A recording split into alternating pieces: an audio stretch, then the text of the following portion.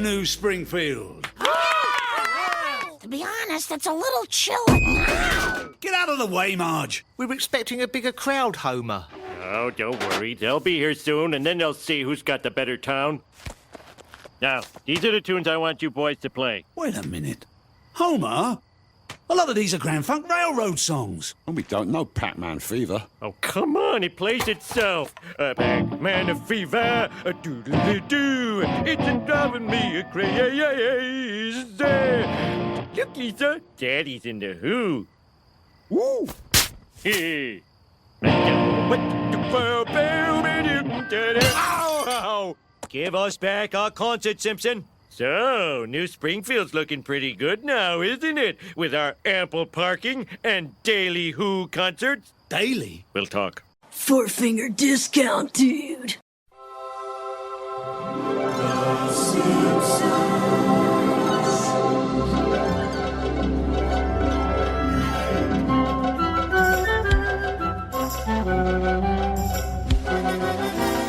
Welcome to Four Figure Discount. This week we are here to review episode 2 of season 12. It's episode BABF20. It's a tale of two Springfields. I'm Dando. I am Guy. Dando, how are you travelling, mate? Doing all right? Yeah, I'm feeling good today because, I'm not going to lie, A Tale of Two Springfields was pretty damn great. This is one of the best ones in a long time. I think I enjoyed this even more so than Pygmalion from the last season. This was solid. It was definitely solid, and it definitely reminded me of Pygmalion, and just, it just had a lot of gags. It just kept them coming, a lot of good one-liners, a lot of good, and even if they weren't necessarily good one-liners, they were just sort of good character bits. They just felt honest to the characters. I mean, there was a lot of Homer that I liked. We've talked a lot about Arsehole Homer or Jackass Homer, certainly in season 11, and there are bits in here that, I don't know, he's more sort of a lovable grump, or sort of like, not even that, but just, or, I mean, just stuff that I could relate to or understand. I know I really shouldn't relate to or understand Homer all that much, but, I mean, I just love it at the very start when, there's, the badger is in the doghouse. He sees the kids looking and he comes out, television broken. And then, they're trying to tell him it's a badger. Like, badger my ass, probably Millhouse. I just for some reason, that just cracked me up. Yeah. This episode I forgot had a couple of really pivotal moments. When I say pivotal, I mean memorable moments. That's one of them. Badger my ass is probably Millhouse, as well as Lenny equals white. Carl equals black. Yeah. Is that right? Is that right? And then he's very sort of trepidatious about us. What do you think, Carl? Yeah. It's really but, good, there's also just good, there's good Marge stuff in there as well. I mean, I love Marge's face when she's explaining the new area code setup. She's just like, no, I really want to explain this to people. I mean, some people might not know this, so I'm very pleased to be passing on this information. It's funny because the whole area code thing, that is something that happened in Geelong, wasn't it? When we had to add 5 2s at the beginning of our phone number and people lost their minds. Oh, yeah. I mean, God, I remember. I mean, I feel terrible that I'm sort of bringing up all these anecdotes that basically show how ancient I am. First of all, growing up in a house where, you didn't have mobile phones at all. You had a landline and that was it. But, I mean, my first memory of having a phone number, it was a phone number with 5 digits. 5 digits. 5? Yeah. 98403. That was the Davis number. Holy shit. Okay. Yeah. I don't really, that's when did that end? Because I had 6. I guess I had 6. So it's not that far off 5. Well, I think first it became 984. Yeah, 98403, and then I think they put a 5-2 in front of it. I think that was in the early 80s. No. It wasn't the early 80s because my number was 721-899 when I was a kid, and whilst I was growing up, so in the mid 90s, it became 5-2. Oh, okay then. Oh, well, I'm trying to. I guess I've got a blank spot in between. When it was just 98403, and when it was 5-2 98403. Yeah. But we can't divulge too much into discussing this episode because for the first time ever, Mr. Davis, we've got a very, very special guest with us. It's only taken us 12 long seasons, but we've finally got a guest reviewer here on the show. Oh, I knew it wouldn't be too long before you get bored of just me. You had to bring a new person into the relationship. Oh, the honeymoon is over. In the Simpsons meme community, this man is known as the Simpsons voice guy. He's been doing the rounds all over the place at the moment. He's one of the best Simpsons impersonators going around at the moment. He's been doing all different media, and he may even have some exciting news in regards to a job on The Simpsons. It is the one and only Mr. Jaden LeBron. How you doing, Mr. Jaden? Zoom. Hey, how are you? Yeah, not too bad. Very excited to have you on the show. Been trying to get this planned for a couple of weeks now. I mean, the first time you sent that video to our Facebook page would have been probably a month ago now. And I watched it and went, this legitimately has the chance to sort of go somewhere. And I put up on the page and and various other pages put it up, and you've just taken off, man. Congratulations. Thank you very much. One of the interesting things about this year alone is that I never would have thought that being in the confines of my bedroom for so long would actually lead to some success amidst this pandemic. So it's been a really moving experience. So we're here today to talk about A Tale of Two Springfields, Jaden. At the end of the episode, we're going to tag on. We're going to have a big chat with what's going on in your life at the moment. I mean, there's some pretty exciting news, which I'm not sure whether we can divulge into, but we'll get to that towards the end of the episode. But for now, we're here to talk about A Tale of Two Springfields. Jaden, what were your thoughts on it? It's one of the better mid-season episodes, I thought. What season was this? Was this? This is season 12, episode 2. Season 12, that's right. And it's one of the later Schwartzwelder episodes. It's just joke after joke and just so funny. And there are some moments that are just plain controversial, with Homer and the bomb strapped to his chest. That's not something that I would have expected at all from the first 5 or so seasons. But it's right up there with one of those major town controversy episodes like the monorail and the casino, and just one of those episodes that involves all the characters going through a really wacky scenario that would never really exist in real life, and it's a fun one. I'm always a big fan of the episodes that manage to incorporate the entirety of Springfield. Like you mentioned, Marge versus the monorail there. Bart's Comet is another one. And when they do so in a somewhat believable way, but also in a way, like you just said, that would never really exist in the real world. But I just thought this one was able to, it really had that classic era vibe to it. It did. I'm always a sucker for a good town hall meeting. They're always good. Mo and I think maybe Sideshow Mel always throw in a comment or two. We just did Treehouse of Horror 11, and yes, Sideshow Mel does the big "Surely it cannot speak" to the dolphin. So yeah, you're right. That's Sideshow right. Mel does, Yeah. So Night of the Dolphin.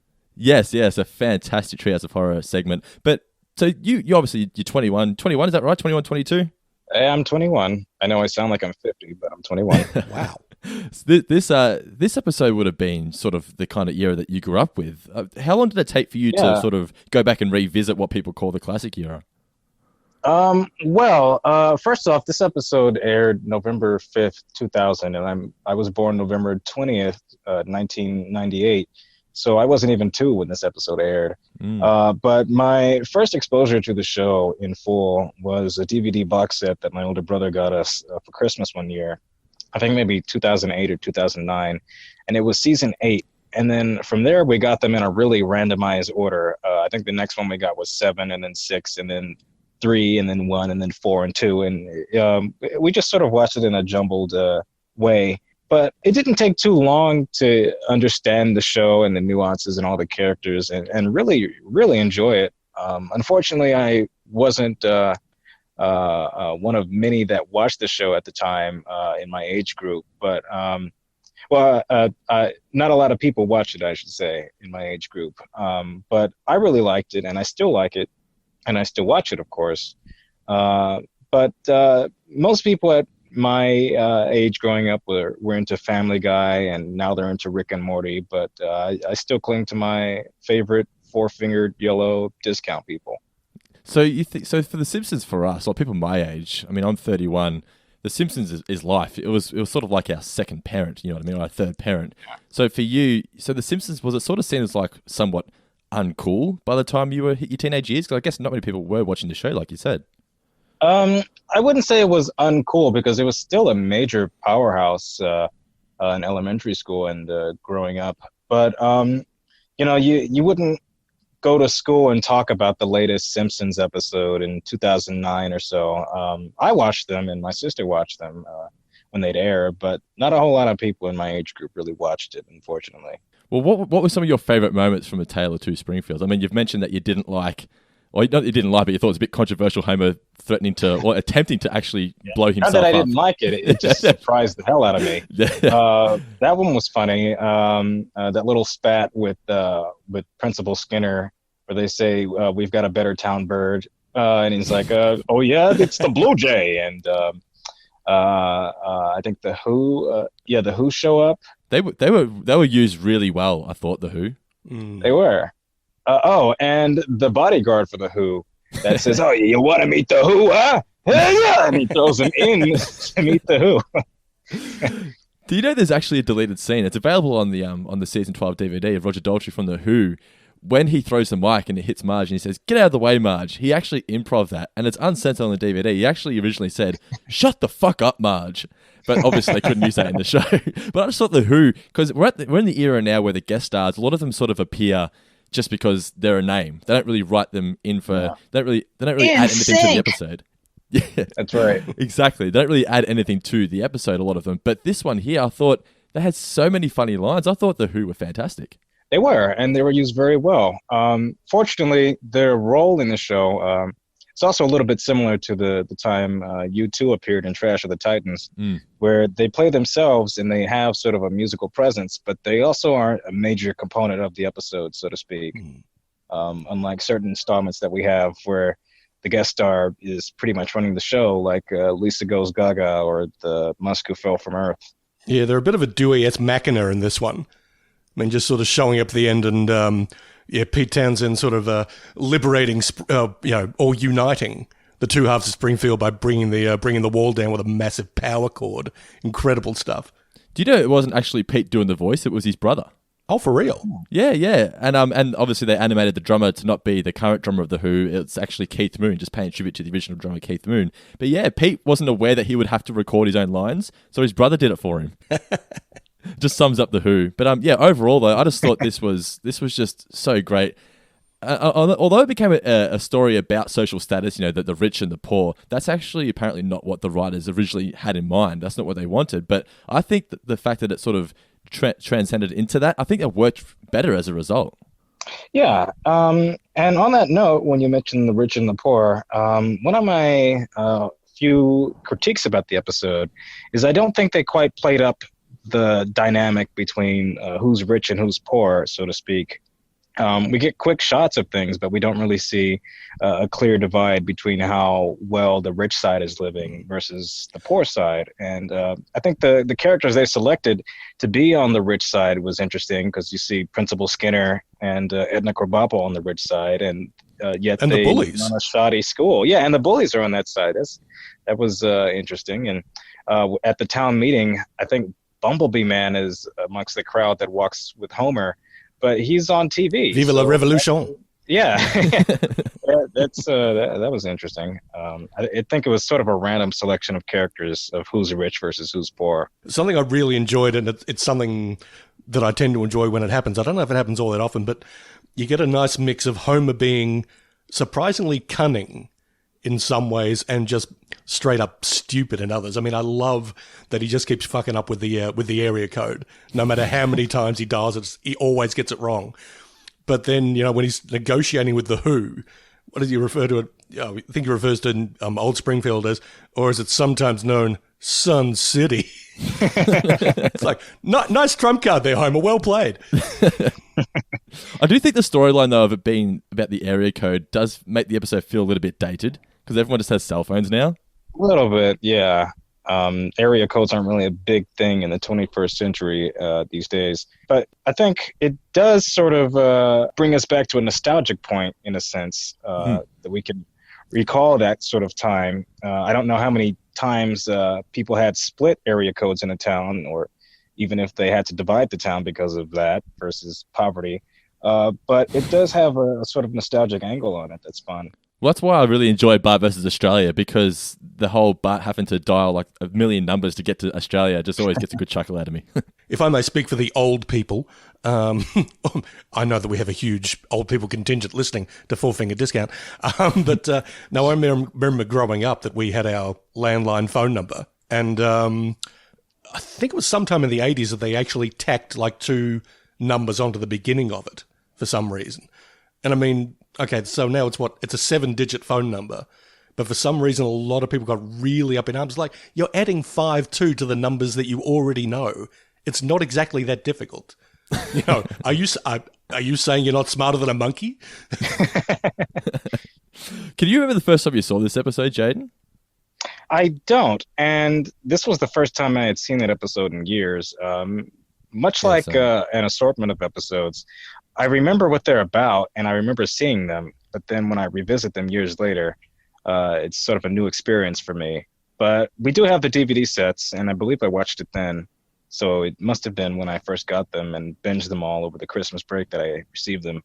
I think the DVD sets, in particular the Simpsons ones, they were like the holy grail for me. I think they were sort of my first introduction to what an audio commentary was. I couldn't wait to hear the writers and the producers' thoughts on the episode. What about yourself? Were you a big fan of the audio commentaries? Truth be told, I haven't actually listened. Well, when I first got them, I didn't listen to them a whole lot because I just wanted to see all the episodes in their full glory. But I remember accidentally putting on the commentary to the Sherry Bobbins episode. And then I think I did it again with Poochie and learned a lot of interesting things about the show that otherwise would just be lost to any Simpsons nerd, I would think. So it is, as you said, sort of a holy grail for the fans. Now, Mr. Guy Davis here, who we're doing the podcast with, he is one of the best movie reviewers in the country. He has seen just about every movie you can possibly think of. Have you ever listened to the Simpsons audio commentaries, Mr. Davis, or are you... I must admit I have not. Okay. I say this to my shame that I actually don't have any box sets here. I'll come and borrow yours, Dando, if that's all right, and then You can have them. then I might do a bit of listening, because I don't mind a good commentary every now and then. But they are sort of, they're gold when you find a good one. They are few and far between, but the best ones are usually very entertaining and very, very instructive. So I'm going to have a listen. There's one thing for certain: I would definitely listen to a commentary with Jaden, because your voice is very soulful, sir. Oh, why, thank you. Ooh. Alrighty, well, Jaden, what Guy and I are going to do right now is get into our usual trivia, new name segments and whatnot. Once we finish our full recap, I'm hoping you can stick around and join us and we can chat about what you got going on in your life at the moment. Crap. Yeah, sure. Hey, my favorite. As I mentioned at the start, I mean, a lot of people just got nice little bits in this. I mean, whether it's just, one line as a reaction or whatever. I mean, I love at the town meeting that, they're talking about, oh, yeah, smarter than a monkey, are you? And I think Chief Wiggum says, how big of a monkey? Yeah, how big of a monkey? Plus, a lot of good stuff at that town meeting. I mean, first of all, there's a monocle drop. A monocle drops into a martini. You know how I feel about that. I'm just a huge fan of that. Was it Lindsay Nagle who was sort of chairing the meeting and basically just being very condescending?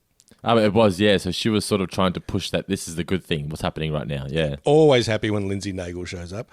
Yeah, look, I don't think we need to wait until we sort of go into the actual discussion of the episode, but one thing I like to sort of get into the mechanics of the storytelling of The Simpsons. I mean, sometimes you've got an inciting incident, and that'll sort of go through the whole rest of the story. But I mean, the Badger in this, the Badger sort of taking over Santa Little Helper's doghouse and all that kind of business, and ripping Homer's stomach to pieces while miraculously keeping his shirt intact. What am I, a tailor? But once, all that happens, that only happens to get Homer to pick up the phone to call animal control, and then realizes, oh, wait a minute, now there's new, they messed up the phone numbers. It's going to just ruin everything. The Badger sort of sticks there, yeah, we don't need you anymore. You're done now. Yeah. But then they come back at the end, which is a nice touch. It does, yes. Badger invasion of a reunited Springfield. So, I'm almost hard pressed to think of, I'm not hard pressed to think of specific moments that I like because there are so many of them, but it's very hard picking out a favourite. And that's before you even get to The Who. The introduction of The Who is really good. And what they bring to the table is fantastic. as we discussed with Jaden, yeah, like the Who was just one of my favorite guest appearances in a long time. I thought they were up for the joke, and it's not the kind of thing that you would normally expect. And I know Jaden compared them to when U2 appeared, but I think they were much better than when U2 appeared, because U2 were just sort of there. They were performing live, and that was about it. And Bono wanted to sort of get his message across, blah, blah, blah. But this, they played into the story. They resolved the story, really. But I just thought they had so many funny lines. It took me off guard. I was like, wow, I don't remember this performance being so good. Oh, yeah. And I was, they played into a lot of sort of Who history as well. I mean, Homer sort of trashing the hotel room like Pete Townsend and Roger Daltrey were known to do back in the glory, specifically Keith Moon, the former drummer of the Who. I think he was a notorious hotel room trasher, and they were like, "But we won't get our bond back," or something along those lines. We won't put pool privileges. That's right. Yeah, they get their pool privileges revoked. I just really enjoyed the whole. Yeah, we could use the walk. Yeah, they're very look on the bright side. They're very glass half full, the Who, for the most part. Yeah, very, very good stuff. Next question. You there, eating the paste. Alrighty, trivia, Mr. Davis. I'm going to kick things off this week. Go right An easy ahead. one for you. Alrighty, Ooh. we've got, what was the name of the telephone mascot from Lindsay Nagel's video? It was Phony. He was also the president. Yeah, Phony what? Oh, Phony McPhoneson? Phony McRing. Oh, Phony McRing. Sorry, I was thinking Bodie McBoatface. It's just, the Simpsons are classic for that. Something, Mick something. No. All right, my question. How long did the people of Springfield spend at Area Code Camp? Oh, I don't know. A week? It was actually 2 weeks. 2 weeks, damn. As Lenny pointed out. Or was it Carl? Wait a second, I've got to check my hand here. It was Lenny, the white one.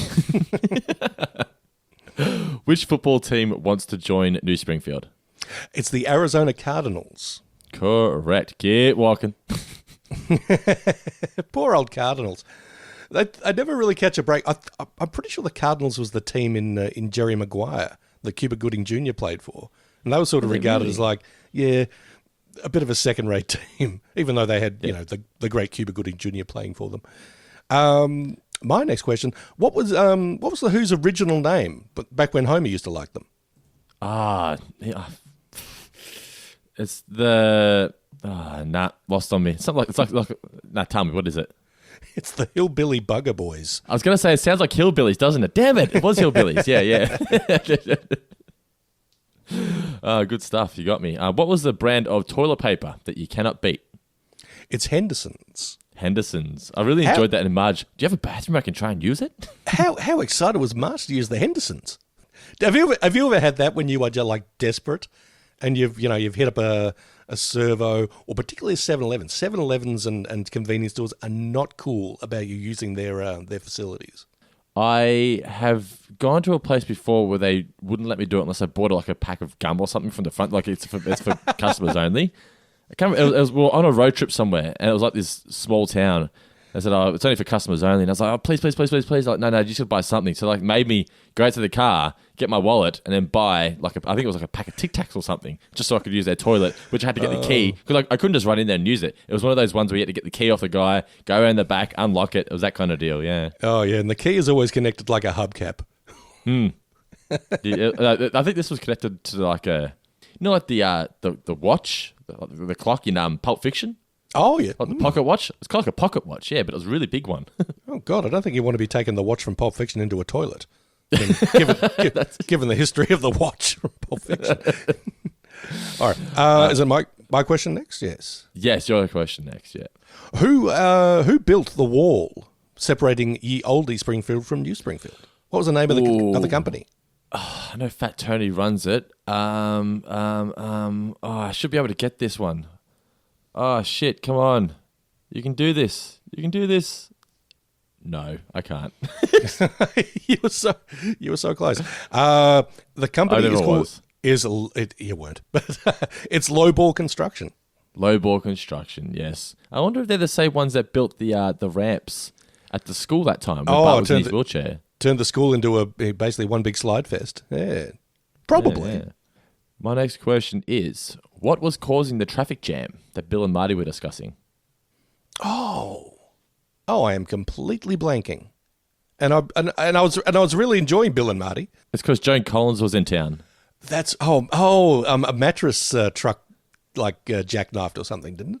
Yeah, just a mattress on the highway. Oh, just a mattress. They really got into Joan Collins in this episode, didn't they? They really did. And I love the little shout out again during the town meeting. It was like, was it Mo or Krusty who said something about, they try to give us a Joan Collins special or the Joan Collins. Yeah. And then the Joan Collins special. I think it's groundskeeper Willis. Hey, we're getting it, but good. Yeah. But, well, Joan Collins was, quite the sex symbol back in the day. I mean, Was she really? Okay. Oh, well, certainly back in you've got to go way back in the time, like back to the 50s and 60s when she was quite the young ingenue. But then she sort of reinvented herself in the 70s and 80s as like the mature sex symbol on Dynasty and various other sort of, I think, movies adapted from books written by her sister, Jackie Collins, author of Hollywood Wives and other such stuff. Stuff that my sisters loved reading it, and I ended up sort of reading it by default because I thought, this is how grown-ups interact. Oh my God, this is how grown-ups interact? I remember when I first watched this, I could watch this twice. I watched it last week, and I was like, Joan Collins. I was getting confused with Joan Rivers. I was like, what's Joan Rivers ever do? Where are the Who staying? I don't know. What is the answer? It is Hotel Pillowmint. Hotel Pillowmint, okay. My final question is, what is the name of the arena that the Who was supposed to be playing at? Oh. It's a very somewhat dated reference. Well, given that we're talking about something from the year 2000, yeah, it probably is very dated. Was it named after something like a company or a? No, I'm sorry. No, I'm out. I'm tapping out with this one. Yahoo search engine arena. Oh. Yeah, look, 20 years from now, if we're still watching television or whatever, they'll probably be making jokes about Marvel Stadium in Melbourne. Can you remember when there was other search engines besides Google that people actually used? Well, I mean, I know that Bing is kind of the butt of a lot of jokes, but I keep getting like default things like, would you like to use Bing? I'm like, no, I would not.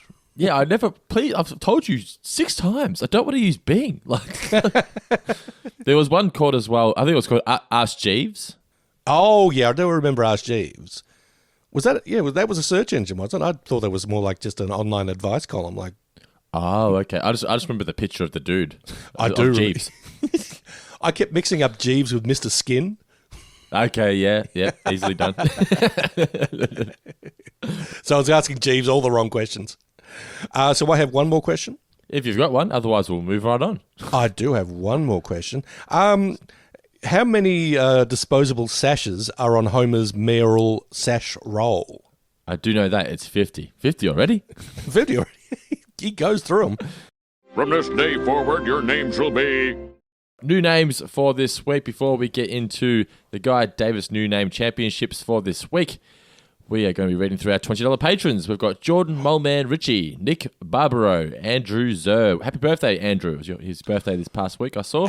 Happy birthday. Yeah, happy birthday to you. Christopher Darby, Chris Malion, Will Manthorpe, Ben Smith, Noah Lucas Seawicks, Tom Parton, Matt Thompson, Mark Boston Burgess, Alex Rodriguez, Tom Pickering, Kane Von Nagy, Josh Hedge, Sean Devey, Keith Nedham, Sam Bennett. Now, these next two, Mr. Davis, we need to give a very special shout out to because they've been $20 patrons for since the start of the month, I believe, or maybe even a little bit longer. And for some reason, I just missed their names. So, Timothy Bellison and Brandon Twitchell, we apologize so much for not reading your name out. It's completely my fault. Not Guy Davis's fault at all, but we need to give a double thumbs up to those two guys, Timothy Bellison and Brandon Twitchell. We love them, don't we? We do indeed. And look, Dano's trying to put all the blame on himself, but really, I should have picked him up on this. So we're all at fault here. In fact, look, everyone's at fault. So except those two people. So shout out to those. You are welcome in the $20 patrons pantheon of heroes. Now, the current leaderboard stands as at this. We've got in third position, we've got Talia Enriquez. In second position, on 2 points, we've got Garode Harrowhill, Gia, And in first position on 3 points, we have Alistair Danick. All right, Mr. Davis, who have we got this week? In new titles, and by the way, thank you for sort of giving it the honorific, the Guy Davis New Titles Championship or whatever it was. I feel just about as honoured as Yahoo search engine there. That's great. A few honourable mentions before we get to gold, silver and bronze. Jennifer Mackay with Divided We Call is one that I liked. Also, we had, look, I think it's to be expected with, an episode that has a certain thing at the centre of it. You had a lot of plays on Wall and a lot of plays on Who. We can't go into all of those now, but they are available on the patrons page if you want. I think we're up to something like maybe 75 at last count. We had a lot of good entries this time around. Also, a lot of references to Who song titles, and I'd like to give a particular shout out to Josh Hedge and Jackson Stefanovsky, both of who sort of played with Bubba O'Reilly, aka Teenage Wasteland. Josh came up with Bubba O'Reilly, which I liked. And Jackson had Bubba Doe Riley. Both good. I like it. Yeah, not bad at all. Call me crazy, but I'm a sucker for sneaking in the word dough. Oh, yeah. There's a lot of people who do it very, very well. But let's get to the whole un, deux, trois of it all. And 1 point goes to Ian Gordon for Rock and Roll Wall of Shame. Not bad. Not bad That's at all. very good. I did like the overall vibe of the episode and how they just built this wall that divided the this episode was just a lot of fun, wasn't it? It was, yeah. Look, it's a really silly, heightened concept that also, has had resonance back then, has a little resonance now with talk of building walls and separation and all that kind of stuff. But it just threw in so many great gags, but it was underpinned by, an interesting and even kind of serious idea. It was just a terrific episode, this one. I was very, very happy with it. So that was Ian Gordon, was it? Ian Gordon with 1 point. Well done. So he's now equal third position with Talia. Okay. 2 points go to Neil Parks. Neil Parks. Because he supplied two good ones, two good alternative titles. No Concert for Old Springfield was one that that's very good. One that I liked. But in relation to the wall that we were just talking about, I think this is a pretty neat one. Legs, Lou and Tony sure build a mean trash wall. It's a very long title, but it's good. I think I prefer the first one, but it's still that second one's quality.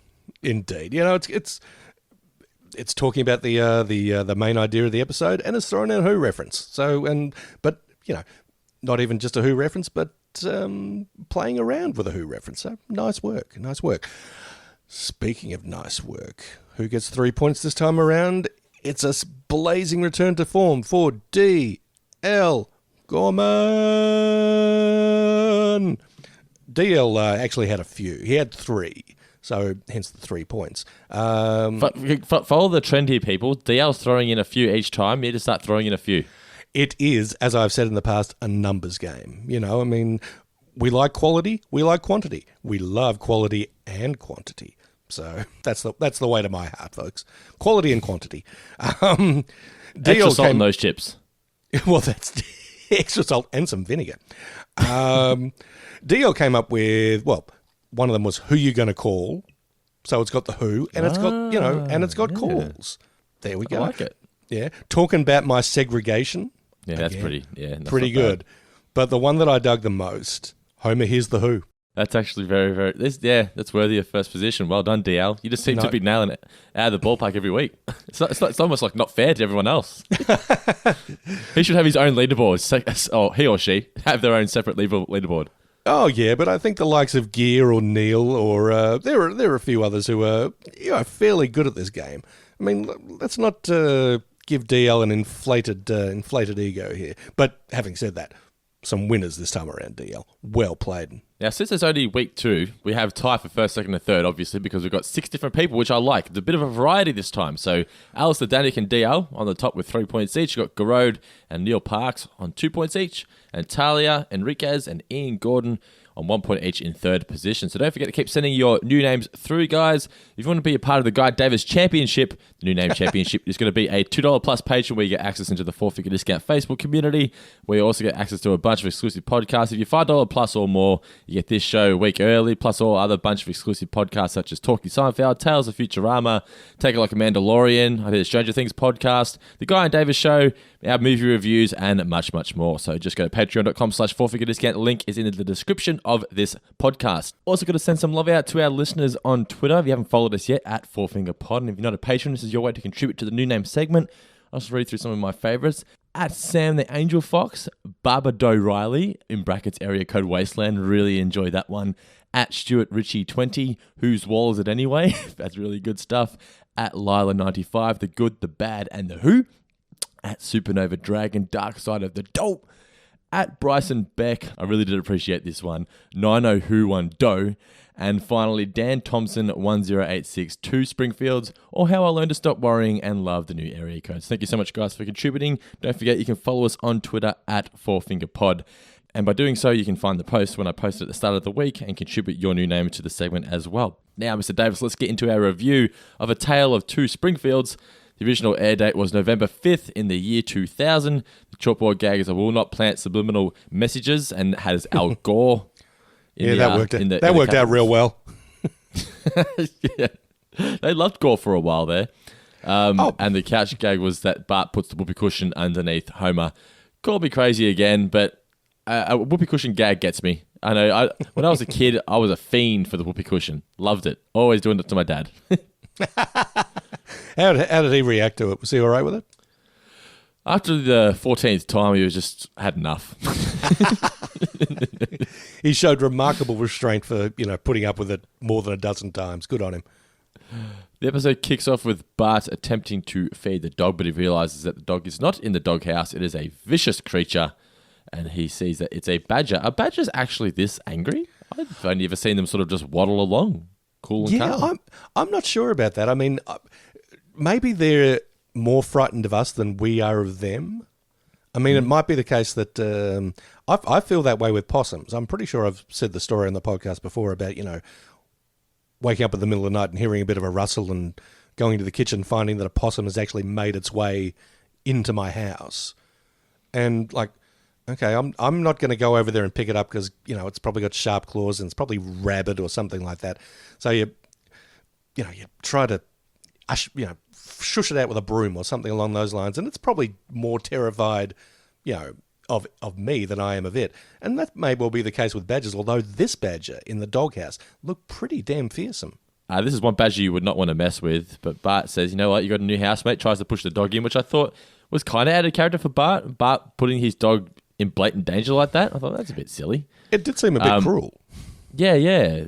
And then he goes to ask Lisa, and so she goes to whatbadgerseat.com. I think I've read on the Wikipedia page that the writers actually made that website after this episode aired.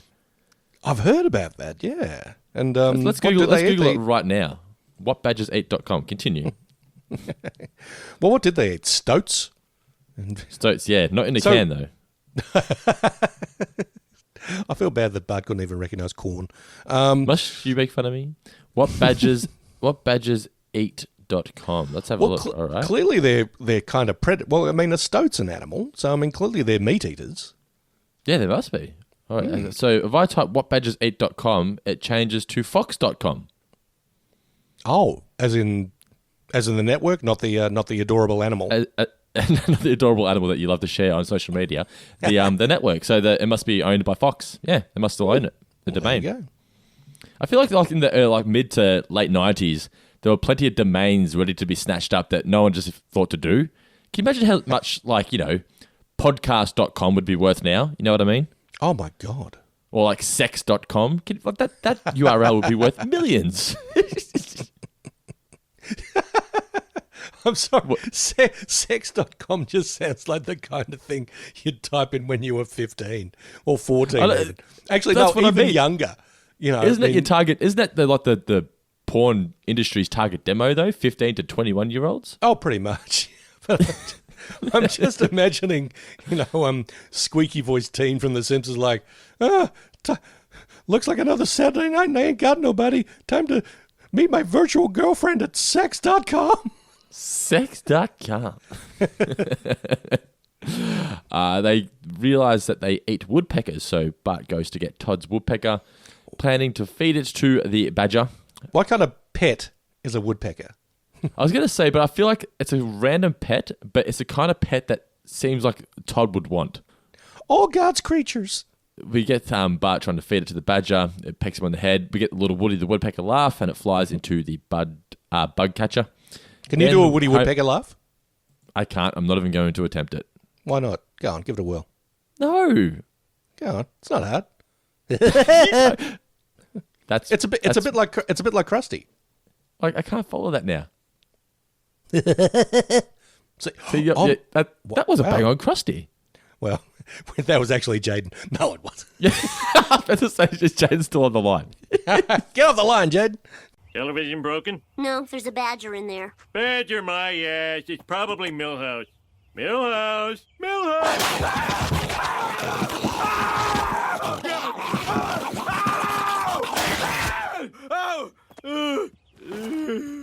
It's a badger, all right.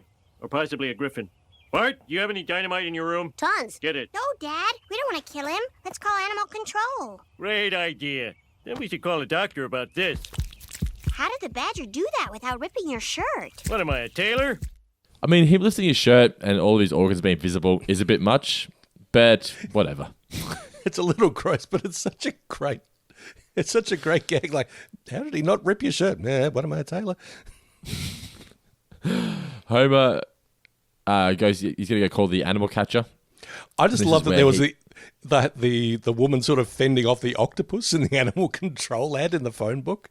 I didn't see that. That's hilarious. I thought, yeah. I mean, that's what I mean. There's just little bits in there. It's like, oh, and it's not there for long, but yeah, love it. Yeah, nothing goes wasted. Yeah, much like Pygmalion.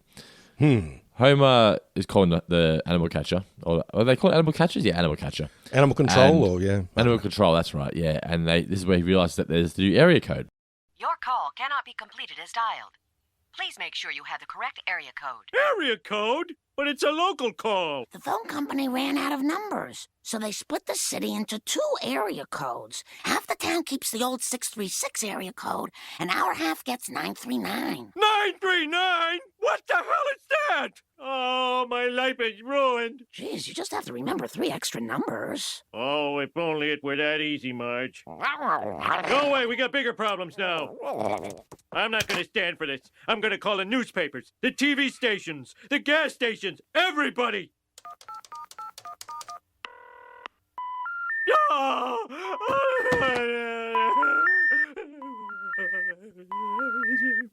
I can understand to an extent why it would be annoying and somewhat shocking. I mean, if you've gone 39 years of your life with a certain phone number or a certain amount of phone numbers, and then you got to add 3 more, you'd be like, come on.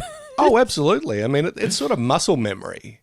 Yeah. You know, that you would be dialing a certain number.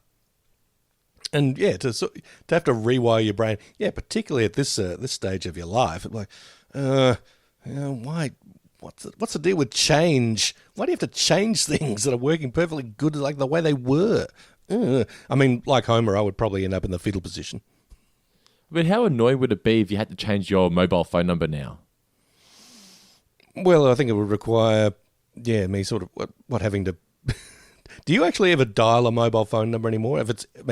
Most of them you sort of just have in your address book, right? That's exactly right. Yeah, but if someone says, "What's your phone number?" you got to remember it still. You know what I mean? There is that. Yes. I mean, I don't know the lovely Louise's phone number. I couldn't tell it to you. You don't. Even though I don't know it. Huh? Did she put it in her? Did she put it in your phone for you?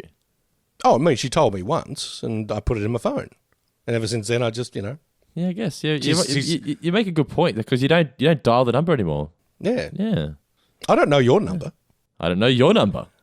Oh. I don't even have your number. You are deleted, sir. Good day, sir. Do you know my blood type? O negative. That is correct. Actually, I don't know. I don't even know my own blood type. I don't even know if that's actually a blood type. I think it sounded right. O negative's like 007. What are you talking about? I don't know. So this is where Homer tells the badger to go away and blah, blah, blah. So we're now at the plant and Homer is discussing with Lenny and Carl about everything. But Homer's just like, he's just trying to emphasize that he had no idea this was happening. He's trying, that's his agenda. They didn't give us enough warning, but Lenny and Carl are like, mate, so they many. couldn't have warned us more. I hate this new area code. Like I don't have enough to remember already. Is that right? Don't you miss the old 636? Carl? I'm not sure which one's better. The 6 is closer to the 3, so you got convenience there. But the 9 has less to do with Satan, which is a plus in this religious world of ours. What really burns me up is they didn't give us one word of warning. What do you mean? They ran those TV commercials about it, and that big radio campaign. Don't forget the leaflets they dropped from the space shuttle, and the 2 weeks we all spent at area code camp. Not a single word of warning. So Homer now hears the radio contest, and you were discussing at the start, and I agree. I thought Bill and Marty, I really enjoyed this, like 1 minute of them just being radio DJs, just doing all the radio cliches. Yeah, I mean, they're very, very cliched. And I mean, that Austin Powers shout-out is kind of like the cherry on the cake. It's very 2000, isn't it? Oh, they're very, behave. Do people still do Austin Powers impersonations? I mean, I'm sure they do to some degree, but I mean, it really kind of has fallen off the map a little bit. Well, it's kind of like you go to Warner Brothers Movie World in Queensland, and there's still that guy dressed up as Austin Powers, and it's kind of just like, I don't know. It doesn't really fit in today's society, a guy just being that much of a chauvinistic idiot. that much of a lech. Yeah, I mean, but I don't think you really sort of have, yeah, baby, or, oh, behave. Yeah, so much as kind of like punchlines these days, or sort of all. I feel like Dr. Evil was more. I have my friends use Dr. Evil quotes more than Austin Powers. Okay, like which ones do you think? I'm just trying to think of which. They used to say things and they put their pinky to their mouth. Oh yeah. I can't remember what the quotes were. What's some of the iconic Dr. Evil quotes? I haven't seen those films for a long time. Yeah, nor have I actually. I think it's the main one that I remember. The Molly Molly Molly Molly Molly, that was popular for a while. Yeah, $1 million I think was. I was going to say the $1 million. Yeah, that's the one that seems to. Yeah. But yes, but the Austin Powers kind of shout out is just very 2000, Bill and Marty in the morning kind of mic drop thing. Yeah, I love it. Surely we're going to get an Austin Powers 4 at some point, right? Maybe, yeah. I mean, and Mike Myers is doing nothing else now. Not that he needs to, but that's the thing. I think he could pretty much dine out on Austin Powers residuals for the rest of his days. And Shrek. That and Shrek, yeah. I mean, look, maybe they could do a Austin Powers Jr. or something and have Mike Myers come in as like a, original flavour Austin for, a little bit, but, it'll be some kid doing, I don't know who the kids are these days. I don't know who some young person you would cast as Austin Powers Jr. would be. Tom Hiddleston, perhaps. I don't know. But actually, no, I don't think we need that. Don't listen to me, people. Don't listen to me. Homer, so he's heard the radio contest. He thinks he's going to win, and turns out that because he's in a different area code now, they're actually calling Mr. Burns, and he wins the tickets to the Who concert.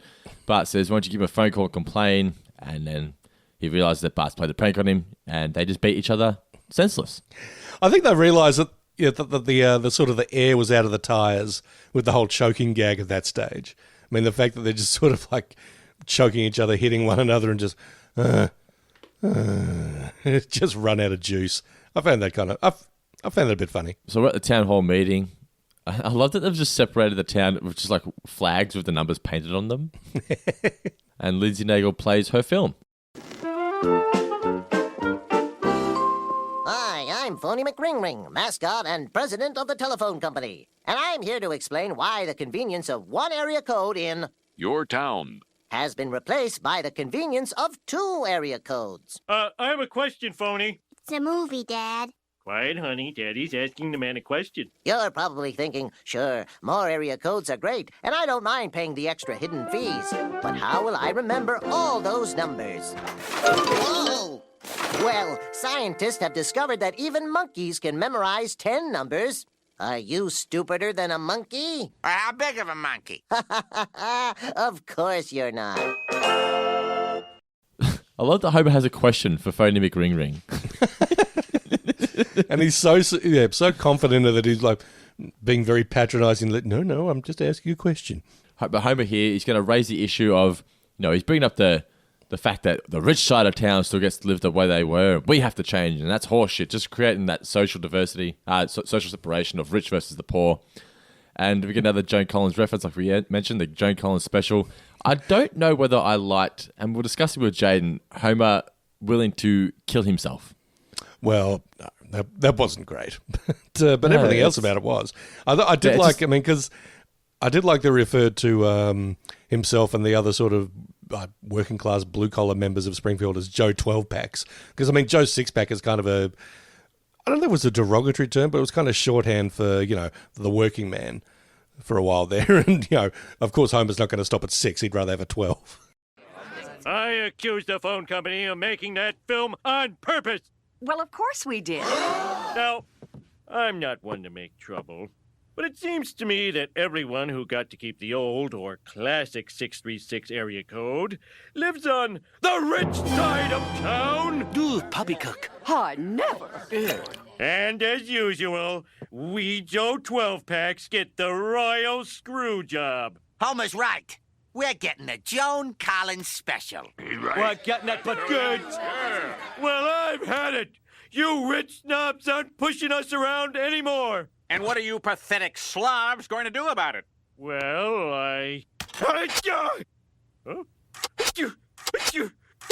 Oh, nice wiring, Bart. Worked on the test corpse. Okay, plan B. Fellow 939ers, I say we break off and form our own city. Let's go! Viva la revolución! Now who's stupid? We come back for commercial, and Homer's painting the new sign. They're going to wait for a new football team and tells them to keep on walking. And Carl suggests maybe you should become the mayor. I thought you would have liked this, the vision of him being on a TV show called The Mayor. I think it's ripping off the title sequence from an old 50s Western called The Rifleman. Then. I'm pretty sure it's a shot-for-shot remake of that. You might want to look it up on YouTube if you're interested in that kind of thing. Old Springfield are revealing their new plaque. And so basically here, I know that as a commoner myself, I'm positioned to feel like in this episode that, screw those rich guys. It's all they're making it harder for the poor folk. When really they were like, we could work together and make this fine, make this work. It doesn't have to be us versus them.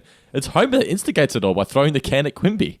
Oh, of course. Oh, look, anytime we give Homer, an inch of power, he will take it and run a mile with it. Absolutely. Power goes to Homer's head instantly, every single time. I don't know why they keep recommending him positions of power.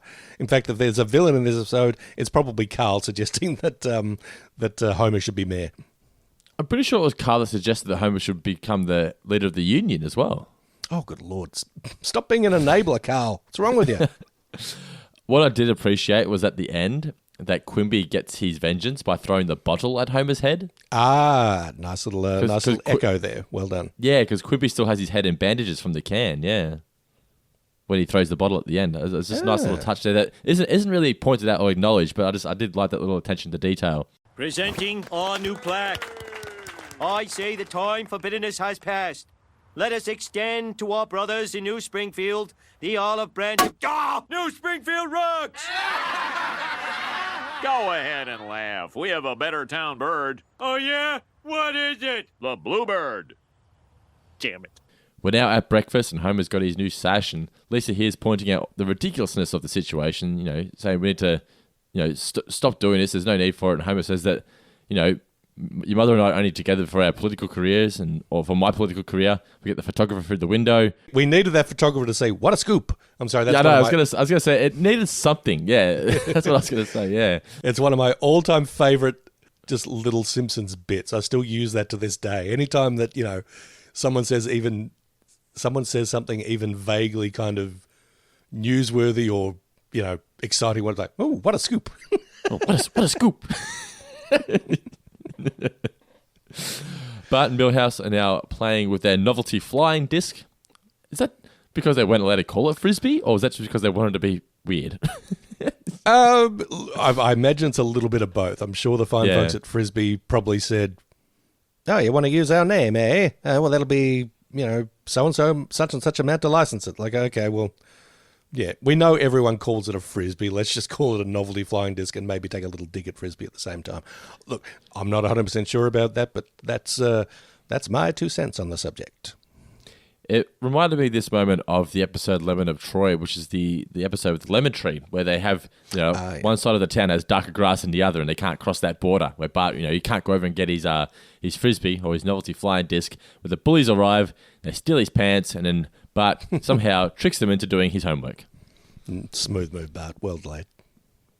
We're now at the Quickie Mart, and Marge is there buying some toilet paper. We discussed this earlier, so it was strange for Apu to, charge you out of town attacks and call Marge a foreign devil, particularly when it was only a couple of seasons ago we had the episode Much Apu About Nothing, where it was revolving around immigration, and it was the Simpsons family who took in Apu and, taught him everything he needs to know about America so he could pass a test, and Apu was just proud to become an American, and the whole episode was about how everyone should be accepting of Apu, except he's now the one saying, "You out-of-town foreign devils." Oh, indeed. Well, that's the lesson of this episode, Dando. Yeah, but, you can very easily get caught up in mob rule and sort of mob hysteria. The family are all watching TV, and Marge explains how she was feeling very uncomfortable because, it's like she wasn't around her kind. They were watching her with their eyes. And then we get the news report on how bad New Springfield is. As expected, New Springfield's bold experiment in slob rule is a disaster. Hey, the TV man is talking about us. A study shows their crumbling economy is due to their lazy attitude and shoddy work. How the hell did they find that out? Scientists say they're also less attractive physically. And while we speak in a well-educated manner, they tend to use low-brow expressions like, "Oh yeah," and "come here a minute." Oh yeah? They think they're better than us, huh? Bart, come here a minute. You come here a minute. Oh yeah? I'm just wondering where that photo of, who is it? It's Homer, Moe, Lenny, and Carl, I think, and they're all like, is that a shout-out to something? I mean... it must be a shout-out to something because it's drawn so uniquely. I mean, even what they're wearing and whatnot, like, Moe looks hilarious. That's the thing. I don't think it's Grease or anything like that, but it sort of looks like one of those 50s biker movies or teenage delinquent movies or something like that. If any of the listeners, have any clues about that, by all means chime in and let us know. Or, we could look it up on Google or even Bing. Or the Yahoo search engine. So Homer and Bart are now sneaking into the power plant to shut down the electricity for old Springfield. Very true to character here. So Hibbert's doing the surgery on Krusty. Can't do open heart surgery in the dark. I'll take you up on that wager. Then Professor Frink with Sir Isaac Newton. Only half of him comes through, and he kicks him. Now, we get the news report, right? And Brockman is sitting in first of all, he's sitting in a TV studio with no lights, but yet is still somehow able to broadcast the news. Nothing gets past you, does it? But the other thing is they went into the power plant, and all they had to do was flick a switch. Couldn't Burns just go back to the power plant and flick the switch back on? That's for worker bees. That's not for executives. So we get the news report. They mentioned here. So why exactly was Wiggum and everyone dressed as Indians throwing the beer into the river? That's a really good question. I mean, I thought it was sort of a reference to like the Boston Tea Party, bit of American history back in the day, but I could well be wrong. Why they're dressed like Indians? No, I do not know. We get New Springfield draining all of the water from old Springfield. I love hoping blood for water. And they discover gold at the bottom of the riverbank. We're slightly richer. Then we get another news report mentioning how with all the money they've got from the gold, they've bought a water factory from France. Now, do you want to know a bit of a fact about Evian water? So first of all, I was watching this scene and went, how is a factory... how's a factory going to create water? I mean, it doesn't make sense to me. So it turns out, Evian water, how is it made? It filters through layers of glacial sand on a 15-plus year journey deep in the heart of the mountains. Through this process, Evian is filtered naturally without chemicals, giving it the purity, mineral content, and taste that nature intended. Ooh. So that's what Old Springfield are now drinking. Look, I will admit there was a period where I would go out on a Saturday night, probably drink too much, and then to recuperate on a Sunday, this would be my Sunday night ritual, and this is going way back to the 90s, it would be an evening of watching Beverly Hills 90210 with fish and chips and a bottle of Evian water. Just to sort of to clean out the system. And then I realised this is pretty much tap water. Yeah, I'm paying 12 times as much for it. Oh, God. Man, you were a 90210 man, were you? For some reason, I really enjoyed it. I mean, maybe I just thought Luke Perry was dreamy, and he was.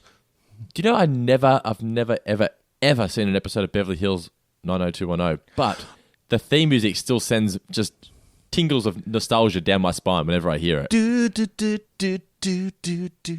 Because I used to always hear it. I think maybe I used to hear my mum watching it when I was laying in bed, or maybe it was just from the commercials or whatnot. But yeah, the theme music, if you said to me right now, sing the Beverly Hills theme song, I couldn't do it. But as soon as I hear it, I go, oh, that's Beverly Hills. It's a weird thing. Like I don't know it off the top of my head, but the second I hear it, I know exactly what it is. Yeah, it's pretty. Oh, wait a minute. That's the Beverly Hillbillies. Sorry. Oh, I'm so ashamed of myself for doing that. Green Acres is a great show, man. Seriously. I loved it as a kid. Maybe I shouldn't go back and revisit it. With the money made from the gold, old Springfield was able to buy the Evian water factory and fly it over here from France. Oh! Thanks, Mayor Simpson. Because of you, we're all taking golden showers. What? 2 weeks in a row now, we've gone from glory holes and golden showers. I think the writers' room are working out some stuff. Or I think they may be sort of like, it's a new millennium. I wonder how far we can push things in this brave new frontier. We're just testing out whether Fox are actually even watching us anymore. Well, yes, Fox turned into a hardcore sex network, so gradually we never even noticed. But I've also just great line delivery by Harry there. It's Harry. Oh, fantastic! Harry. Yeah, it's, doing Kent, of course. Yeah, isn't it? But yeah, golden shower. Sorry, very and the chuckles from the camera crew in the background is great. Wait, what? Marge says this all needs to stop. You know, these are our friends. We see them every day. Homer says, you're right. We need to stop being able to see them every day. We need to build a wall. And then we get, obviously, the direct reference. You mean like that one in Berlin? Yeah, we get the guys that built that one. So low ball construction. They've built the wall. I did appreciate all the back references that were in the wall. So we got Lisa's angel, when she had the angel. We got the giant head from the Simpsons basement and whatnot. Just references from previous episodes just all scattered throughout the wall. And Homer here gives his speech, which doesn't end well, does it? Absolutely not. Everyone does a run. A lot of defectors. And I'd like to thank Lowball Construction for building this amazing wall from 90% recycled materials. I'm so conflicted. So what? Loyal citizens of New Springfield, you stayed on my side of town despite a total lack of hospitals and schools, in a sewage nightmare that threatens to consume us all. How we get our food? All the roads are blocked. Don't worry. We have plenty of supplies to get through tomorrow. And then a wave of disease should help to... Hey! Stop screaming over the wall! At least wait till I'm through talking. Okay, now, as for food, the following breeds of dog are edible. Bye, Homer! Oh! Can't believe all those rats fled my town. Guess it's just us and the tumbleweeds. Oh! So we come back and the Simpsons are the only ones left in New Springfield. Homer punches the butcher's window to get some meat and then punches the medical window to get some bandages. Now, here's the thing. You're someone who's always pointing out sort of lapses in logic or whatever. Everyone's left because, they're talking about, we're going to have to eat our edible dogs or whatever. Meanwhile, Homer punches in the butcher's window and gets a very nice string of sausages. It looked like there was plenty of meat in the butcher shop. I thought he said there was enough food to last them a day. Okay, we'll allow it. I mean, you're right. You're probably right. But I'm pretty sure he said we had enough food to last us a day or something along those lines. There is one big logic hole that we'll get to later in the episode that is kind of just like, but we'll get to that in a moment. So, so he's punched the windows, as you said, and they see the poster for The Who, and Bart suggests maybe we should get The Who to try and play here in New Springfield. Homer says, we'll get some liquid persuasion. They go to the hotel. I thought the security guard here was just so great, wasn't he? He was indeed, but I was a little curious as to why Springfield has a shop that's just chloroform. It's Springfield. Who needs that much chloroform? That's that's okay. Have you been watching this show for 12 seasons? Yeah, that's true. Good point. But I mean, if there was just a shop that was just called chloroform and that's all it had there, you'd be somewhat suspicious. Just a little. Not even Geelong has a shop that's just chloroform. Can I help you? Dad, the chloroform. Huh? All right. I'll give you this bottle of chloroform if you'll take us to the Who. No. Oh, so you want to see the Who, huh? Well, I'll take you to the Who. Here's your Who. I thought we fired that guard. Oh, yeah, right. I got fired by the Who. Whatever you say, pal. Wacko. Wow, the Who. Woo! Rock and roll! What the hell are you doing? Duh. Trash in the hotel room. But we promised the desk clerk we'd be good. Yeah, we don't want to lose our pool privileges. Whatever. The point is, I'm Homer Simpson. The mayor of New Springfield? That's right. The crazy mayor of New Springfield? That's right. And I implore you to move your concert to our town. Don't play Old Springfield. Or, as it is sometimes known, Sun City. But we have a handshake agreement with a concert promoter. And that's a sacred bond. Sacred bond. Come on. What happened to the angry, defiant Who of my generation? Won't get fooled again, and Mama's got a squeeze box. We know our songs, Homer. But those old Springfield squares are just gonna make you cut your hair, turn down your music, and wear frilly shirts like Keith Partridge. Keith Partridge? Who huddle? We'll do it. Yeah. Just send a cab for us. What, something wrong with your legs? You're right. The walk will do us good. I just think here that the Who were just spot on. They just seemed their comic timing was really good. It was, yeah. I mean, Roger Daltrey had a bit of a side career as an actor, the lead singer of the Who. I mean, he was in a few movies. Okay. Yeah. I mean, was he in anything notable that I would know? Not really. I think he was in was he in the movie of Tommy? I think he probably was. Okay. And he had roles in a few other things, but I think he sort of called it quits after probably in the 80s. But, okay, so before my time. Yeah, but I mean, I think they were certainly trying to thought, oh, yeah, here's a good-looking guy who, thinks he can act a bit, and I think he was the lead in at least one movie, so yeah, good on him. But yeah, I thought you're right. They showed really good comic timing and just a willingness to poke fun at themselves, which is vital in this. He did a few TV shows too, by the look of it here. He did Sliders in 97, did Lois and Clark, The New Adventures of Superman in 96. Oh, okay. Tales from the Crypt in 93. So he did some live action TV shows as well. He was in that 70s show as well. Anyway, that's enough about Roger Daltrey. He was also in Porn Stars in 2014 as himself. Nice. Fun fact. So the Who have agreed to play in New Springfield because the walk will do them good. Old Springfield are now at the Yahoo search engine arena waiting for the Who, but unfortunately they're not going to arrive. This is one of those moments here that you discussed where it's not necessarily overly funny, but it's just filling time in a way that doesn't feel wasted. So Krusty telling the story about Hendrix, and then Sideshow Mel, I never get tired of that story. Even just the visual gag of Skinner and Krabappel, dressed in their late 60s, early 70s glam gear. I mean, well, it's pretty much an Austin Powers reference as well. That looks like a very Austin Powers frilly shirt that Skinner's wearing. 100%. And it added to the final dance sequence as well, the fact that everyone was dressed up ready to go, the 60s style. Yeah. Yep. So they realized that the Who are actually playing in New Springfield. So this is the logic hole. All right, so they're playing on top of the wall. Mm-hmm. Aren't they technically playing to both towns? If you put it that way, yes, absolutely. Because I think I've seen enough artists who will occasionally play with their back to you that it qualifies. Because all he has to do is just turn around like they're playing to... Like, why is everyone so upset? They're just... Yeah. they can still see the concert. All the Who have to do is just turn around occasionally and look at them. Well, they've bought their tickets to, Yahoo search engine arena or whatever, and, they, had their seats and all that kind of business. I don't know. I'm grasping at straws here, man. Yeah, Roger hits Marge with the mic, and as we discussed, I'll put the clip in here. He actually says, "How you doing out there, New Springfield?"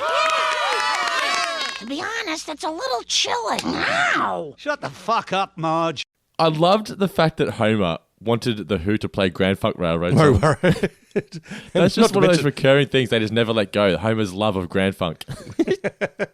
Not to mention Pac-Man Fever. Homer, look, Lisa, Daddy's in the Who. Now, normally, I was expecting the Who to go to town on Homer here because that's what they're known for ruining hotel rooms. And, at the start, they played up how, relaxed and cool they have been, but Homer tips him over the edge. But no, they let him just carry along like a fool. And it's Quimby who returns the favour with the bottle to the back of the head. Oh, please. What's all this fighting about? Apparently, they have 2 different area codes. Well, I'll be chuggered. That's the sticky wicket. Why not just buy telephones with auto ring up? Or as you Yanks call it, speed dial. Good idea. Radio Shack has some great ones. Says you. Magic Bus! Yeah, Magic Bus. Okay, we'll play Magic Bus if you tear down this wall. Pinball Wizard! Oh, hell, I'll do it myself.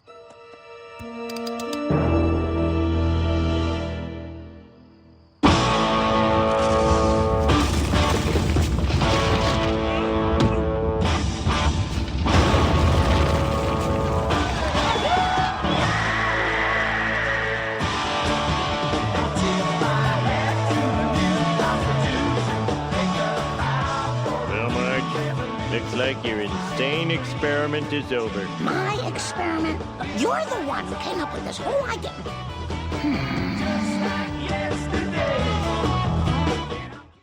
So the Who have saved the day with their music. They've torn down the wall.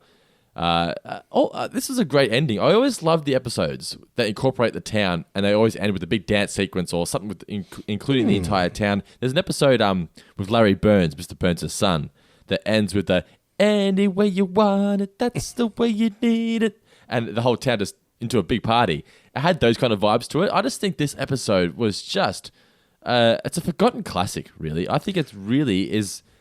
If someone said this was in their top 20, 30 episodes of all time, I wouldn't be surprised. I think it's that funny. And it's just, there's nothing to really dislike about this episode. Not yet. I agree with you 100%. Yeah, they just keep the gags coming, and the bulk of them hit. I mean, and it, it has a lesson about separation, but it ends with unity. The whole town is united by the power chords of "Won't Get Fooled Again." Roger Daltrey comes up with a really good speed dial idea. It's like, if you can't remember an area code, just put them in your speed dial. Good thinking, Exactly Roger. Right. That's basically how we live our lives now, like you said. Roger Daltrey, fortune teller, prophet of the future, and of course, being Springfield can never end on a wholly stable and satisfactory note. So of course there is going to be a badger invasion. What did we learn, Palmer? What did you learn from the episode, Mr. Davis? What did I learn from the episode? You tell me first while I ponder this a little bit more, because there's so much in this that you can take away from. I learned that the Who won't be making any deals with concert promoters in the future. Sacred bond. I learned that, if you have to choose a band name between the Who and the Hillbilly Bugger Boys, probably go with the Who. Oh, by the way, we should also point out that if you stick around to the very end of the episode, over the Gracie, you get the doot. Oh, do you really? Okay, cool. I love that they're doing that more and more often now. I mean, for a long time, there was nothing really over the Gracie. It was just a shh. But now, it seems almost every episode has something, which is cool. Yeah, it is good. Now, stick around, because after the mailbag, we're going to have our good friend Jaden LeBron coming back to discuss what he's got going on in his world at the moment, and a potential work with The Simpsons. Jamil is here! Ooh! Alrighty, mailbag time, Mr. Davis. Let's kick off and get this done so we can get to our man, Mr. LeBron. So, indeed. So, first question here from our patron, Mr. Jonathan Rossi. He says, if you became the mayor of your town, what band would you choose to have daily concerts? Why? What set list would you create for them? Well, I don't know if I've mentioned this in the past, but when the lovely Louise and I were courting, one of the things that we bonded over was our appreciation of the great 70s band Steely Dan. So I think it's a pretty much a given that if I was running Geelong, I would get Steely Dan to play daily concerts. I think they've got a wide and varied enough songbook that every day would be something new and interesting. Plus, it would be a little difficult because one of the founding members, Walter Becker, actually passed away a couple of years ago, and I'm not about to do any voodoo magic and resurrect the dude, but a lot of the band was made up of session musicians, all of who had their own different kind of skill sets, so I think you'd be getting also some pretty nifty free-form musical improvisations as well. So yes, Steely Dan, the house band of Geelong, Victoria, Australia. I think I would go, if we're choosing bands where members have passed away, I'm going to go Crowded House. I feel like they're one of those bands that you could just have on in the background and they would just put the entire town in a much brighter, happier mood. I mean, imagine just walking through the Mall, but yet still over in the court, like the Mall, it's just a shitstorm at the moment. It's just not a great place. But you've got Neil Finn over there just singing, "Always take the weather with you." You at least feel comfort. Having Neil Finn just singing you in day out would be fantastic. Yeah, and look, if there's a chance to bring back the very cheerful, very lovable Paul Hester back from the great beyond, let's do that. Yes. Now, fun fact, for all you 90s kids who grew up alongside myself, Paul Hester, if you go to YouTube, you'll find that he was the chef in the Wiggles' infamous fruit salad. Oh, anyone with a kid would know this. Alrighty, next question and final question before we get to Jaden. Comes from Mr. Kenny Gadd. He says, what small change has caused you the most inconvenience over reaction? What small change? Small change? Let me tell you, Kenny G. What'd you say, a baby? Kenny G, my answer is not as life-changing or life-altering as Dando's, but I'll tell you something. Shout out to Mr. Zuckerberg. Facebook has sort of introduced a new format or a new layout recently. And, I got one of those little notifications that says, would you like to try the new Facebook? I'm like, would I? And you idiot. And then I clicked on it. I was like, oh, God, this is ugly. Everything's all over the place. And like I said it before about muscle memory when, dialing a particular phone number, it's like, no, notifications is in that area, and then I go there to sort of talk on Messenger and all that kind of stuff. And it was like you'd come home and, you were sort of going through your house in the dark and someone had rearranged all the furniture. It's like, ow! I've just banged my shin on a coffee table that wasn't there 2 days ago. It's, so my reaction is probably a little over the top, given that it's Facebook and you can actually change it back, which I did. But I was like, why have you fixed something that wasn't necessarily broken, Facebook? So that's my reaction. I didn't like it when they changed the recipe for the Beaumont pie. Oh. How good were Beaumont pies? Beaumont pies were the fucking best. Just a little. And they ruined it. They did. Beautiful spicy meat, just a little dash of black pepper, just enough to go, oh yeah, I'm into a pie here. Oh God, Beaumont's pies were so good, and they ruined it. It's like the plan was, all right, we'll take it away for a while, and then we'll give it back. But when they took it away, they accidentally threw out the recipe, and then they didn't know how to get it back. It's like if you had Australia's #1 pie and you bought them out, why would you change that? I've no idea. I have no idea why they would do that. And believe me, this is something I will carry with me to the grave and into the afterlife. I'll be wandering around heaven going, you got Beaumont's here?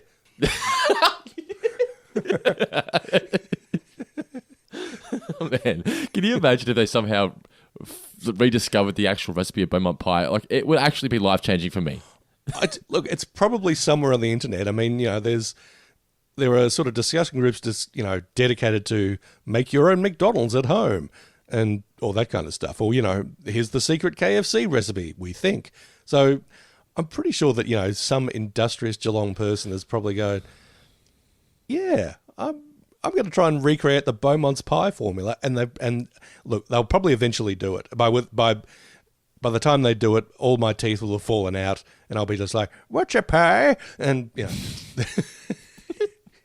so it'll be too late, but still, the next generation of people will be able to enjoy pies, Beaumont's pies. Alrighty, guys. Right now, coming up is our chat with the one and only Jaden LeBron. Mr. LeBron is back. Sorry for keeping you waiting, sir. What were you doing for the past 45 minutes?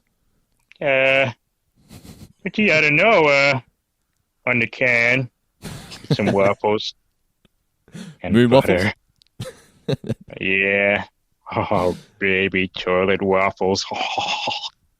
So, we were touching on it earlier on that you've got some pretty exciting things going on at the moment. Are we allowed to discuss, or is it still hush-hush? Yeah, we can talk about it a little bit. Okay, cool. So you've told me some things, but I won't say it here in case we're allowed to say that. But we all know you've been in touch with the show. You know, Harry spoke to you on Twitter, and some people. Some Well, he writers... didn't speak to me. He made the joke at my expense, but it was all in fun, I guess. Oh yes. He acknowledged your existence. That's one thing. Yeah, that's something. And a senator from Texas, Ted Cruz. I don't know how well known he is over there, but he's not very popular here. He retweeted. He's a Zodiac killer, right? Yeah, that's him. That's him. He retweeted that remark, so that was my first time getting acknowledged by a U.S. senator too. Not really how I thought it would happen, but it happened. So there we go. Honestly, his impressions were straight garbage. They were terrible. All due respect to the elected official from the great state of wherever, but no good. Don't give up your day job. I mean, he can do that too. He can give up all he wants. Oh yeah, please do that. That'd be great. Also. Well, we all know how many voices you can do. And because of the whole Black Lives Matter, the Simpsons have come out and said that characters of colour will not be voiced by white actors anymore, which is where you've swooped in and you said, I can, you put your hand up, you've said, I can do this. And are we allowed to discuss, what can we discuss? You tell us what we're allowed to discuss, what's been happening recently with yourself. I can tell you this. First of all, when that announcement was made, it was 15 minutes after Family Guy made the announcement that Mike Henry wouldn't be doing Cleveland Brown. And I thought at the time, okay, I could put out some Cleveland Brown videos and maybe I could get noticed that way. And then 15 minutes later, The Simpsons, and I thought, yeah, these guys are the top dogs here, and this is where I should be. So I put out my first audition. And I say audition with air quotes, though you can't see it. But it was just a video of me doing 4 voices of prominent black characters on the show. And it was Dr. Hibbert, Carl, Lou, and Judge Schneider. And it was about a minute long. And it got shared a bunch. And it was circulated throughout the producers of the show. And they caught on and messaged me. So after that, I put out a video of, I think, 33 characters, both white and black, of popular Simpsons characters. And I did Homer and Burns and Smithers and all sorts of other characters, along with the ones I auditioned for. And that got, I think it's at 50,000 views or so on my private Facebook. And it was just shared a whole bunch. And then I did another one. Then I started making up my own scenes as the characters, and I'm currently working on one with Carl and Lenny recreating a scene from Pulp Fiction, and after that I'm going to do a scene from Joker as Krusty the Clown and Kent. But it's just been a massive explosion of attention, and something that I honestly wasn't ready for, and BBC got in contact with me one day, and they had an interview, and that dropped the same day that I had been asked to try out for the characters. And it was just a sudden rush of euphoria, and it's been great. I mean, how long have you known you've been able to do these voices? Was it just something you sort of you heard the announcement and went, I'm going to try and do these? Or have you, because you've obviously got the talent for it. Is it something you've been doing over the years at parties for your friends, and now it's actually something that could turn into a job? I've done voices for my friends as long as I can remember, but I had never really took the time to perfect these characters. In 2015 or so, when Harry Shearer first retired from the show temporarily, I did a video reading as his characters. And I think I was about 16 years old and my voice hadn't developed yet. So, when he sort of talked like that, and when Ned Flanders sort of just talked like, and it was just really terrible. And then I didn't record myself doing Simpsons voices until the announcement that The Simpsons had been recasting. And over the past couple of weeks since I first did that, I listened to it again and think, well, that needs improvement. And I think I've gotten better at my Carl and Dr. Hibbert and other characters. So it's more or less been over the course of the past couple of weeks or months or so that I've really nailed down some of these characters. Jaden, were there any that you took out for a spin? Any character you sort of took out for a spin voice-wise, thinking, "Oh, I've got this," or "I might be a natural for this," and then you sort of heard it back and thought, "Oh, wait a minute, no, not quite, not really." When I first did Dr. Hibbert, well, I just did this voice like this, like Dr. Hibbert, and then I realized I listened to a couple of clips, and I noticed that his voice was way deeper. So I'm going to take a sip of my tea here, and I can do the voice. Okay. And now I realize he's way down here like that. Oh, yes, Dr. Hibbert here. Oh. And when I first did Carl, I didn't really have the nasal quality. And I was just sort of talking like this, "Hey, Alba." And then I realized you really got to throw your nasal, your nose, your nose into the voice here. "Hey, Homer, way to get Marge pregnant." Nuts. I mean, nuts. Lou was the only character that I thought was really solid at first, and I think he still is good because I have this puppet character named Officer Mac, and he just sort of talks like this. He's just always speaking in his voice, and I didn't realize until I noticed that that it had been Lou, and I was just doing Lou's voice subconsciously. So he said, "Hey, Chief, your pants are gonna burst in a minute now," or something like that. And the fourth one was Judge Schneider. I wasn't doing his voice deep enough, and just like Dr. Hibbert, he was just sort of like that down there. And his voice needed to be way deeper, and you got to throw in your cheeks into that, and like your jowls. Yeah. Really give it that. You got to add some air into that. The clown is down. Mr. Simpson, please. Oh, yeah, there we go. And yeah, so I got those voices down after the first time I heard them, and I think they're sounding pretty good. At least I like to think so. I get the occasional comment that they all sound the same, or they sound like crap, and but I'm trying. I certainly think your Hibbert, your Snyder, and although he's not a black character, I think your Smithers is 100% on point, as is Mr. Burns. Smithers. Yeah. Oh, Smithers, stop making noises into the mic. Yes, sir. Yeah, the Burns is on point. I think Harry Shearer made fun of you because he's a bit scared of losing his position to you. I don't want to speculate, but his voices are really the easiest ones for me to do. Would it be Mr. Burns here? Oh, Dr. Hibbert. The Seymour, the steamed hams. Or, of course, Mr. Smithers here. But yeah, his voice are really easy for me. Take that, Harry Shearer. Are there any your sort of that you don't think you could conquer? That I don't think I can conquer? There's a lot out there that I can't do, and I don't want to embarrass myself by doing them. Oh, please do. Come on. Oh, well, I mean, if you insist. Listeners to this podcast have heard me try to do Barney, which sounded like Bane, except then I tried to do Bane and I sounded like Yoda. Up and at them. Let me hear your Barney, and I'll see if I can do mine. No, it's no good. I'm sorry, I'll just embarrass myself. He's scared now. I can do two things. I do an up-ad Glyven kind of. Glyven on the voices in the microphone. Thank you, Jaden. You've just You're welcome. Made me look like a rank amateur. Right. But I do know that we've got the episode coming up where Jay Moore does Christopher Walken. And I've been doing a Walken since the 90s, like everyone. So I think I'm okay with that. It was like, good night, room. Good night, moon. Do you have any favourite impressions, Jaden, that celebrities can do of other celebrities? Did you say of celebrities that do other celebrities? So sometimes you see them on talk shows, I can do this guy or I can do that guy. They're just, Jim Carrey can do a good Al Pacino and whatnot. I don't know about impersonating celebrities, if that's what you're asking. But I think I do a pretty good Patrick Stewart for you here, why Professor X. And of course, there's Morgan Freeman here. Why today we're going to talk about the Lonely Penguin. There's a lot of celebrities I honestly can't remember, but those are two for you there, so I'll give you that. I feel like you can do Phil Hartman's characters very well. Hi, I'm Troy McClure, and Lionel Hutz, attorney of law. I say there's nothing on earth like a genuine, bona fide, electrified 6-card monorail. What I say? Ooh, monorail. Yeah, all right. But Robin Williams.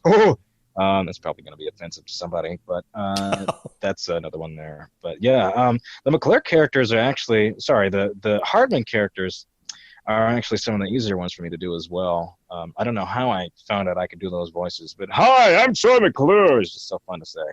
It's one of those things where I feel like if you said that at any party, you would instantly be the most popular person in the room. I mean, if they're into Simpsons, maybe, but I don't know if that's really my demographic these days. But hi, can I buy you a drink? You may remember me from that corner over there and behind those bushes. Jaden is never leaving a party alone again. I know they would never bring the characters back as a tribute to Phil, but man, you could seriously revive Lionel and Troy McClure. It would be incredible to have those guys back in the show. Because I feel like once Phil unfortunately passed and his characters were taken from the show, The Simpsons lost something. Yeah, and that seems to happen every couple of years. Sometimes they'll bring them back, like Lunch Lady Doris, who isn't really a crucial character, and they've got Gray Griffin doing Martin Prince and Uter now, and Sherry and Terry. But, sometimes they just leave the character off, and now we don't have Mrs. Krabappel and all sorts of other characters that were part of the show now, and it's really unfortunate. Which characters do you think The Simpsons themselves are most interested in having you on board to do, if you were so lucky? Well, I'd say maybe Dr. Ebert, if I could. That's always been a really fun voice to do, and I just love his laugh. But I honestly don't know, because they likely aren't going to be recasting the main actors. But I will tell you this. Recently, I had a dream that they called me in to do Marge's voice because they were doing a parody of The Little Mermaid for an episode, and they had me singing as Ursula. So I tried on my Marge here, and I had her sing a little song here. And, if I could do Marge, that'd be fun. But I'm not going to do that, and I'm not going to try for that because she should be voiced by a woman. But yeah, Marge is fun. I feel like you sounded more like Marge than what Julie does these days. Because, I mean, Marge's voice, it just sounds like one of those voices that's really hard on the vocal cords. And her vocal cords are you listen here, young man. Yeah, it's not an easy voice to do for sure. And, of course, after 31 years, it's not going to be very easy.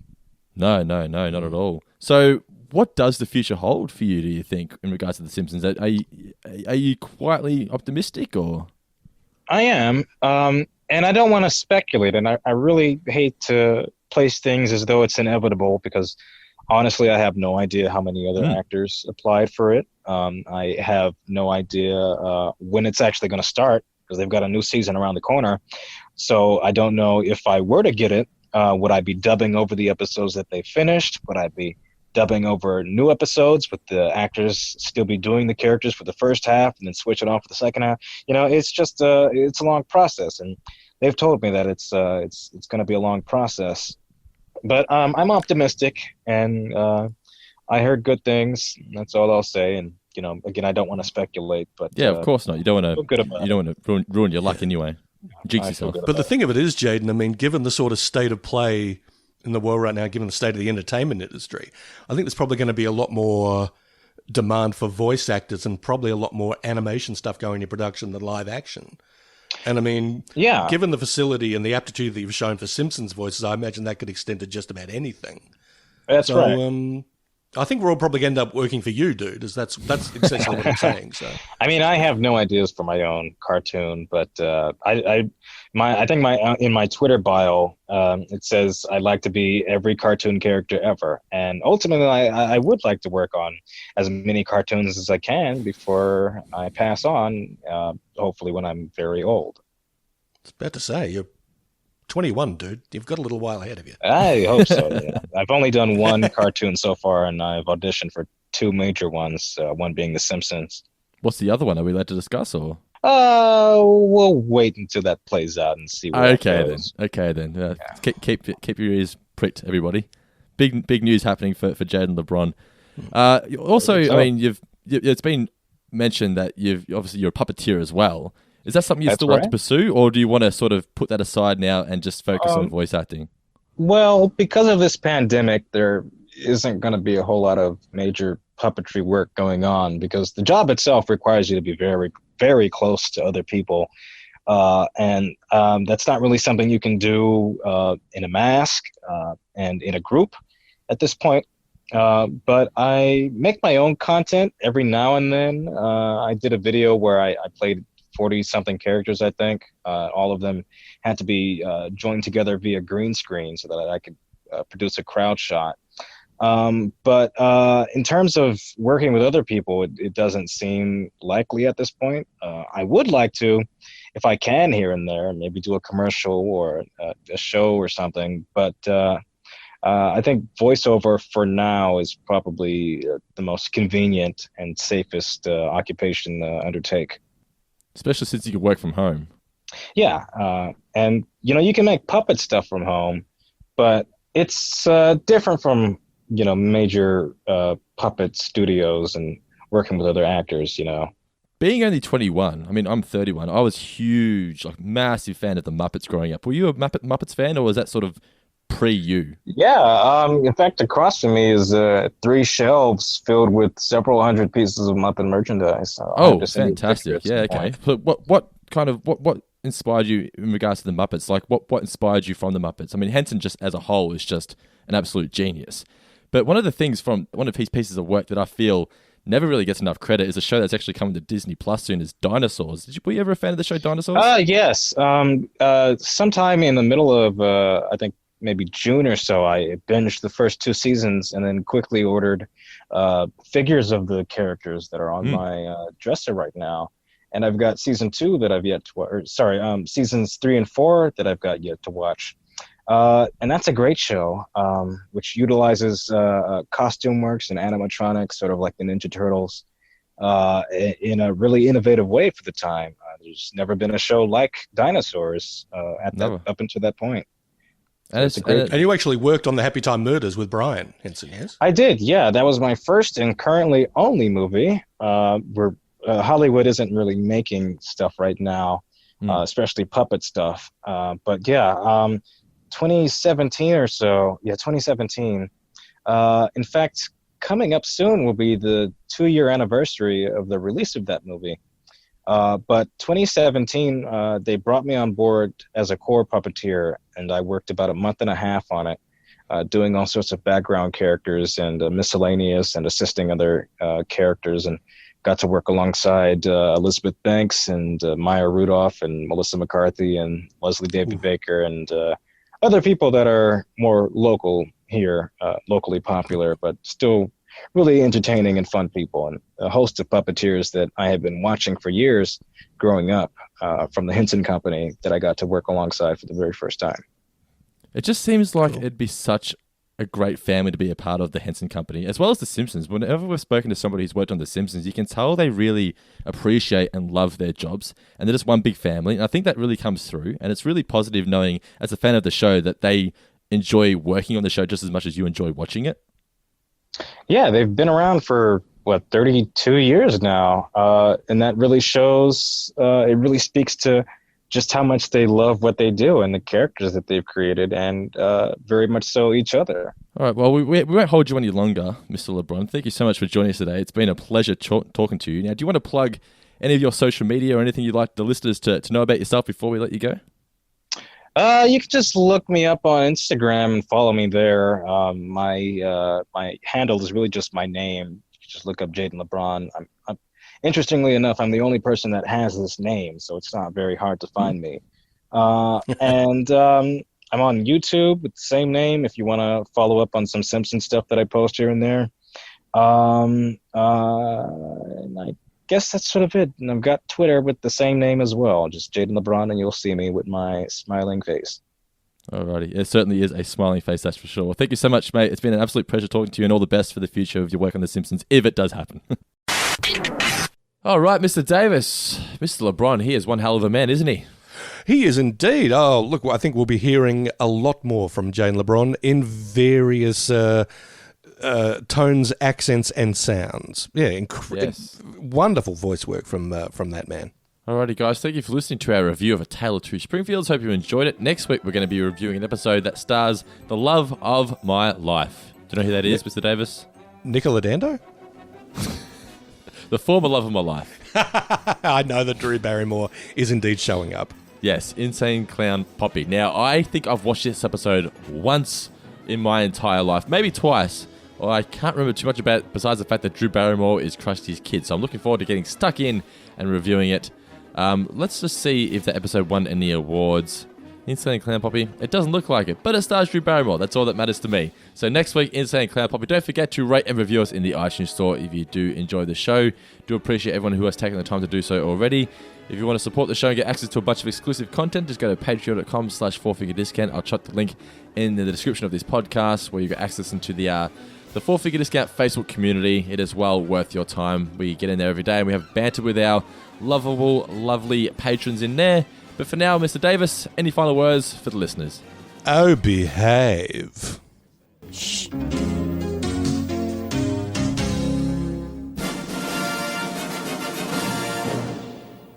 Next week on 4-Finger Discount. But what was your favourite moment, Mr. Davis? Because you posted in the Patreon group that this may have had the best gag in the history of The Simpsons, and I'm very intrigued to hear what you think it was. Oh, when I'd forgotten that it was in this episode, but the minute Homer said, "Marge, may I play devil's advocate for a moment?" How good is it? I'm sorry. Oh, that's just marvellous.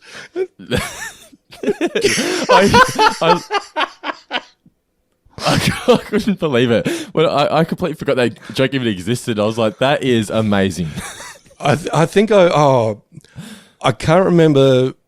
Well, I mean, no, I can't remember the first time I saw it, but I do remember just loving it from then. Yeah, it just stuck in my brain for some reason. I mean, I probably saw it the first time. I thought, that's pretty funny. And then a friend of mine would have brought it up maybe 6 months later, and it's like, oh my God, actually, that may be one of the funniest jokes Simpsons ever did.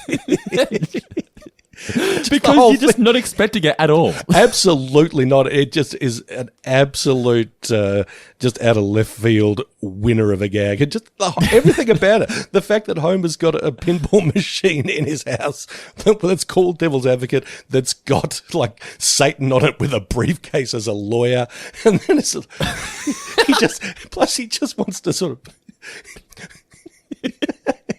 He steps away from this semi-serious conversation that he's having with Krusty. Like, Marge, maybe leave devil's advocate for a minute. Goes to play pinball. I think everyone has one particular joke. You can't exactly rationalize or wholly explain why it works for you, but it just hits you right in your sweet spot. And for mine, yeah, devil's advocate is it. I just love it.